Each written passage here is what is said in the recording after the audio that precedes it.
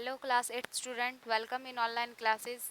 In previous video civics का हमने first chapter discuss किया था, दी रोल ऑफ द कॉन्स्टिट्यूशन। इसके कुछ पॉइंट्स बताए थे मैंने। चैप्टर में कुछ पॉइंट्स हैं। इंट्रोडक्शन बताया था कि हम इस चैप्टर में क्या क्या पढ़ेंगे। इन 3 पॉइंट्स के बारे में पढ़ेंगे। इनके अंदर भी टॉपिक्स दिए हुए हैं। आपका जो पहला टॉपिक था दी कॉन्स्टिट्यूशन ऑफ इंडिया, इसके बारे में हमने पढ़ा था और इसके कुछ फैक्ट्स भी जाने थे कि कॉन्स्टिट्यूशन क्या होता है और कैसे बना, कब बना, ये सब पढ़ा था हमने। The next topic is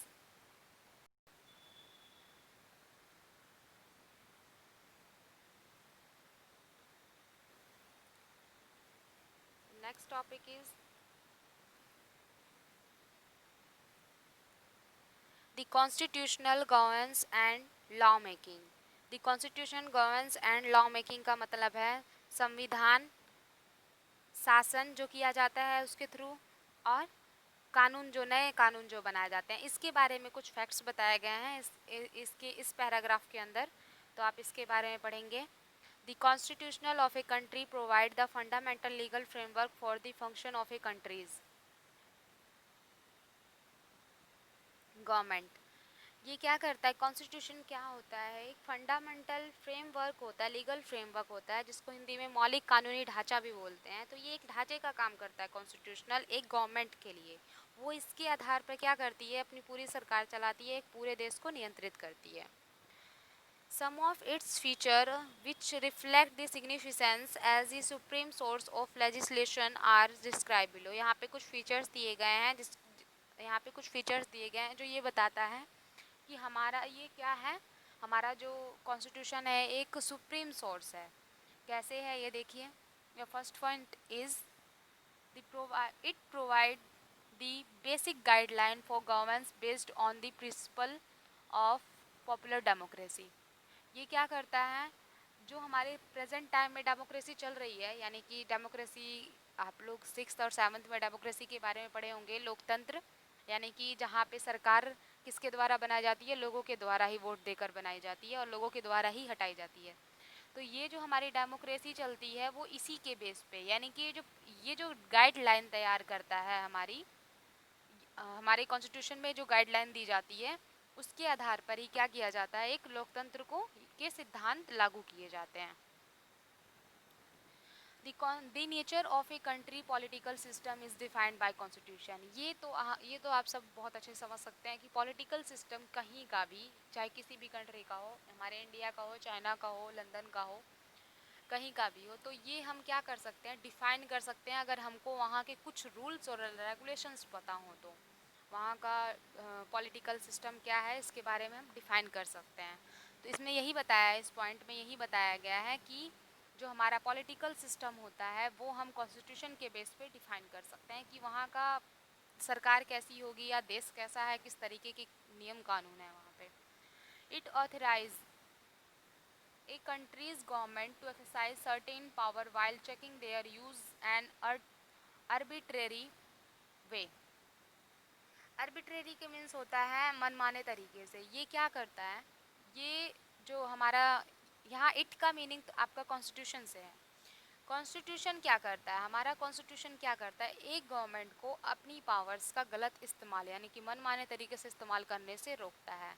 इस कॉन्स्टिट्यूशनल में, हमारे कॉन्स्टिट्यूशन में क्या है, ये भी है कि ये भी देखा जाता है कि किसी भी व्यक्ति का दुरुपयोग ना हो या किसी भी व्यक्ति का गलत के साथ गलत काम ना हो, सबको समानता मिले। तो नेक्स्ट लाइन है आपकी, it outline the process of making new legislation and law for country. अगर कोई नया लॉ बनाया जा रहा है, हमेशा नए लॉज बनते रहते हैं। जैसे हमारे पहले ट्रैफिक रूल्स नहीं थे, अब ट्रैफिक रूल्स आए हुए हैं। तो अब आपके ट्रैफिक रूल्स आए हुए हैं, तो इसके आधार पे क्या किया जाता है, जब न्यू लॉ बनाया जाता है, जैसे पहले कॉन्स्टिट्यूशन में लॉज बनाए गए थे जिन बातों को ध्यान में रखकर, उन्हीं बातों को ध्यान में रखकर, उन लॉज को भी ध्यान में रख के क्या किया जाता है, नया लॉ बनाया जाता है। तो ये एक तरीके से आउटलाइन जारी कर देते हैं, एक रेखांकित कह सकते हैं कि हमारे एक रास्ता तो पहले से बना हुआ है, उसी पे हमको चलना है, इस तरीके से डिफाइन करता है ये।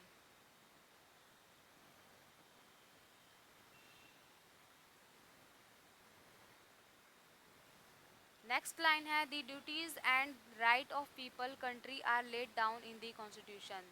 एक पीपल की, एक लोग, एक पीपल की क्या है, यानी कि किसी भी सबके सबके कुछ कर्तव्य होते हैं, कुछ ड्यूटी होती हैं, उसको पूरा करना होता है। तो हमारे जो कर्तव्य हैं और जो हमारे अधिकार हैं वो इसी कॉन्स्टिट्यूशन में ही लिखित हैं, यानी कि इसी कॉन्स्टिट्यूशन में ही लिखे गए हैं।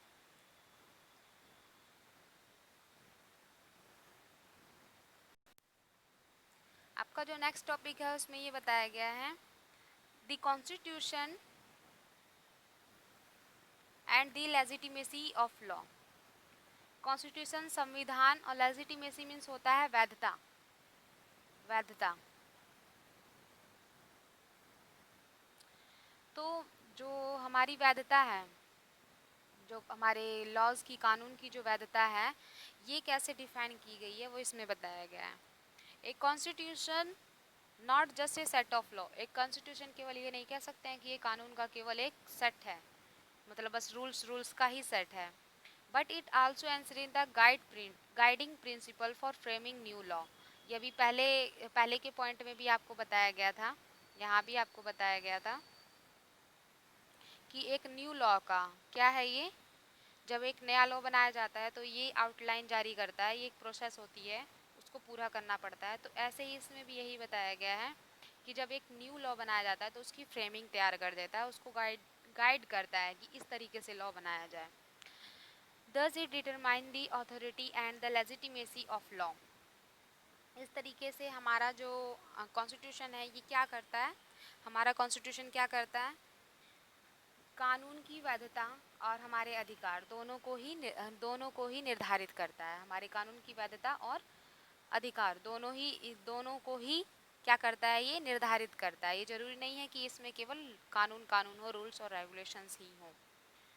आगे क्या कहा गया है, the law maker of a country depend on constitution to justify of content of new law and the process of making them।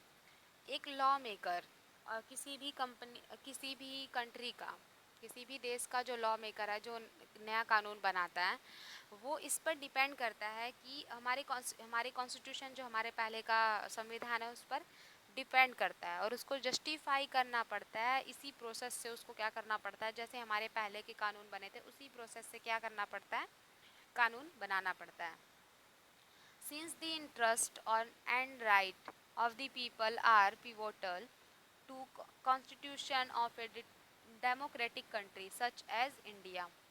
क्या करना पड़ता है, जब न्यू लॉ बनाया जाता है लॉ मेकर के द्वारा, यानी कि कानून जो बनाता है उसके द्वारा जब नया लॉ बनाया जाता है तो उसको क्या करना पड़ता है, interest and rights of the people, यानी कि उसको लोगों की इंटरेस्ट और राइट्स, यानी कि जिसमें वो रुचि रख रहे हैं लोग और उनके जो अधिकार हैं उसको ध्यान में रख कर नया नया लॉ बनाया जाता है। जैसे कि हमारे इंडिया में जब भी कोई नया लॉ बनाया जाता है तो इस बात का विशेष ध्यान रखा जाता है कि लोगों के इंटरेस्ट क्या हैं और उनके राइट्स क्या हैं, इस बात को ध्यान में रखकर बनाया जाता है ताकि लोग विरोध ना करें। अगर नहीं बनाया जाएगा तो हमें प्रोटेस्ट करने का भी अधिकार है। Law maker can not overlook them while making a new law. वो भाग नहीं सकता है, ये नहीं है, वो अपने विचारों को थोप नहीं सकता है लोगों के ऊपर, उसको ध्यान में रखना होगा, इंटरेस्ट और राइट्स ध्यान में रखने होंगे एक लॉ मेकर को। वो ये नहीं कर सकता है कि वो लोगों को इग्नोर कर दे, लोगों को क्या कर दे, मनाही कर दे या इग्नोर कर दे, वो इग्नोर नहीं कर सकता है। तो इस बात का वो लोग ध्यान रखते हैं। If any law passed by the legislature is against of the spirit of the constitution is declared the unconstitutional। इसमें कहा है अगर लेजिस्लेचर किसको बोलते हैं, इसको हिंदी में बोलते हैं विधायिका, इसको हिंदी में विधायिका बोला जाता है। ये हमारे कानून बनाते हैं, इनको कानून बनाने का अधिकार दिया गया है। और जब ये कानून, मान लो इन्होंने कोई ऐसा कानून बना दिया कि जो कॉन्स्टिट्यूशन के बेस पर नहीं है, अपनी तरफ से इन्होंने कोई भी कानून बना दिया है, तो इसको अनकॉन्स्टिट्यूशनल यानी कि असंवैधानिक करार दे दिया जाता है। The right to review a law passed by the legislature rest with the Supreme Court of India. तो कहाँ पे जाता है ये, एक केस के रूप में कहाँ चला जाता है, सुप्रीम कोर्ट, और उसी को ही क्या कहा जाता है, जुडिशियल रिव्यू कहा जाता है। जुडिशियल रिव्यू न्यायिक न्यायिक समक्ष बोला जाता है इसको, या हाँ न्यायिक समक्ष कहा जाता है जुडिशियल रिव्यू को। ये सुप्रीम कोर्ट के पास चला जाता है, फिर सुप्रीम कोर्ट फैसला करती है कि उस कानून को किस तरीके से लागू किया जाएगा। आगे कहा गया है, to guard against the misuse of power by the state, the constitutional maker decide to guarantee it people's certain written rights। अगर मान लो किसी भी स्टेट में कोई ऐसी सरकार आ जाती है जिससे कि जिससे ये हो कि लोगों का विरोध मतलब लोग क्या कर रहे हैं इससे कोई मतलब ना हो, केवल अपने कानून बनाए जा रही है, या सरकार अपने मनमाने तरीके से काम कर रही है, लोगों का ध्यान नहीं रख रही है। तो इस बात पे इससे क्या होता है, जो हमें कुछ ऐसे पावर्स, कॉन्स्टिट्यूशन ने ऐसे हमें पावर्स दिए हैं जो कोई हटा नहीं सकता है, कोई भी सरकार आ जाए वो हट नहीं सकते हैं। हमारे पास कुछ ऐसे राइट्स दे दिए हैं, कुछ रिटन राइट्स दिए हुए हैं। These right known as fundamental rights, इन्हीं को ही फंडामेंटल राइट्स के राइट्स कहते हैं। जैसे हमारे फंडामेंटल राइट्स थे कुछ, जैसे राइट टू इक्वालिटी था first, second the right to freedom, third the right against exploitation, अगर हमें कोई चीज़ पसंद नहीं है तो हम उसका विरोध कर सकते हैं। फोर्थ था आपका the right to freedom of religion, हम किसी भी धर्म में जा सकते हैं, हम हिंदू बनना चाहते हैं तो हम हिंदू बनेंगे, हम मुस्लिम बनना चाहते हैं तो हम मुस्लिम बनेंगे।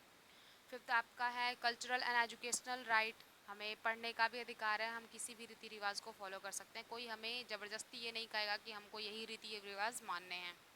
सिक्स्थ आपका लास्ट था the right to constitutional remedies, अगर हमें कोई कानून पसंद नहीं आता है तो हम उसका पूरी तरीके से विरोध कर सकते हैं, सुप्रीम कोर्ट तक जा सकते हैं। तो ये हमारे 6 फंडामेंटल राइट्स थे जो मैंने अभी आपको बता दिए हैं। Are included in part 3 of Indian constitution, ये पार्ट 3 में इंक्लूड हैं, इंडियन कॉन्स्टिट्यूशन के पार्ट 3 में इंक्लूड किए गए हैं, और ये ऐसे अधिकार हैं जो किसी भी सरकार के द्वारा हटाया नहीं जा सकता है।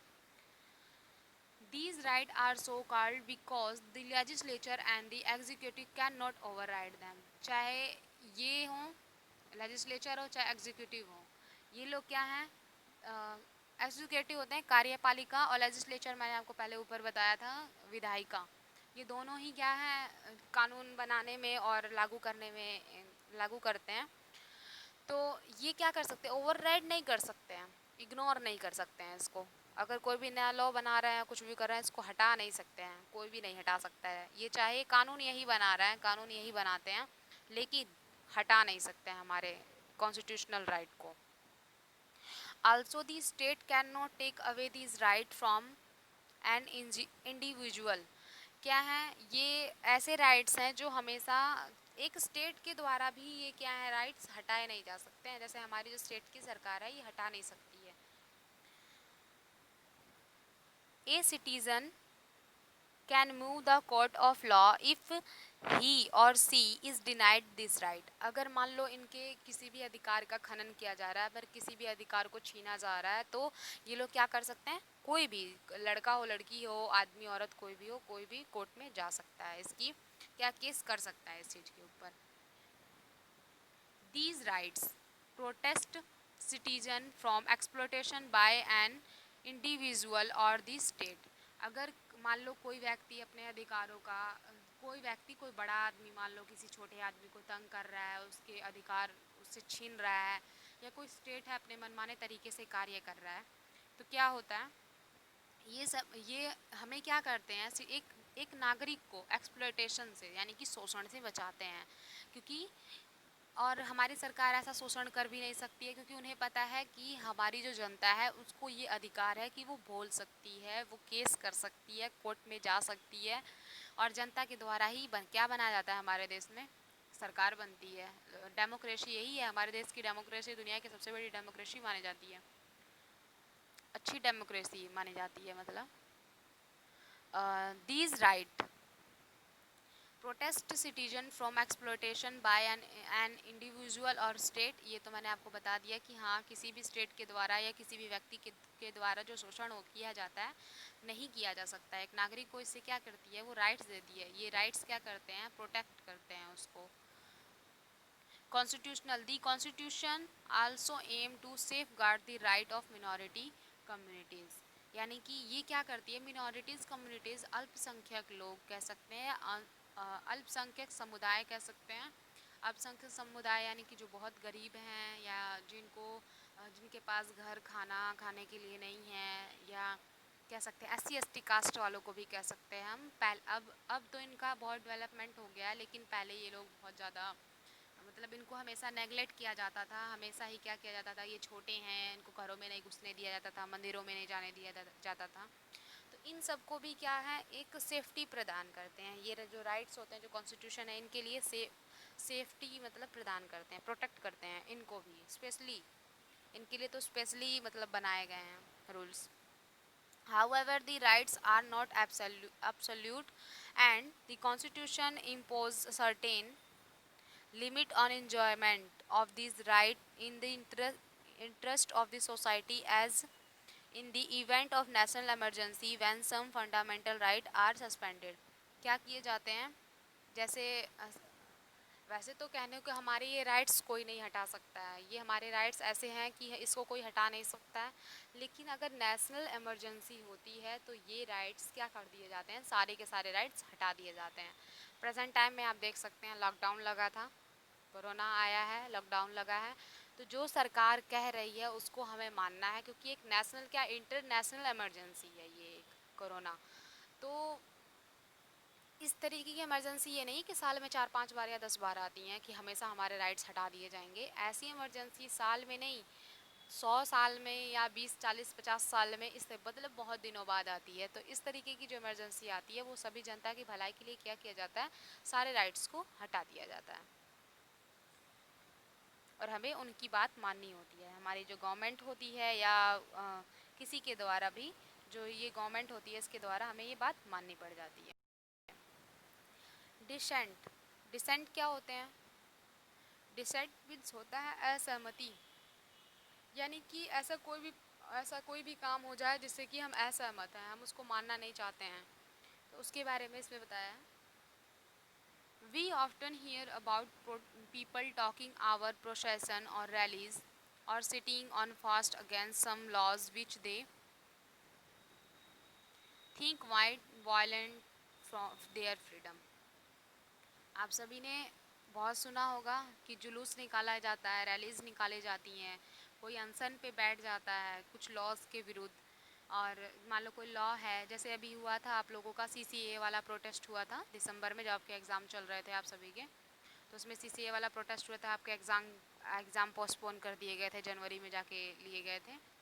तो इस तरीके से क्या किया जाता है, प्रोटेस्ट किया जाता है। आपने आपने सब के बारे में सुना होगा, वायलेंट भी हो जाता है, हिंसक, जैसे प्रोटेस्ट हुआ था कहीं कहीं जगह मारपीट भी हो गई थी। तो इस तरीके के आपने बहुत सारे ऐसे प्रोटेस्ट के बारे में, रैलीज़ के बारे में, अनशन के बारे में सुना होगा। तो यही क्या होते हैं, डिसेंट, असहमति के कारण होते हैं। मतलब असहमति जिसकी, जहाँ यही समझ में आ जाती है कि हाँ यहाँ पे असहमति है तभी ऐसा काम किया जा रहा है। Such an expression that disagreement and opposition is term as dissent. इसी को ही क्या कहा जाता है, ये जो हमारा इस तरीके के क्या कहते हैं, एक्सप्रेशन, इस तरीके के एक्सप्रेशन जो हैं क्या कहलाते हैं, डिसेंट कहलाते हैं।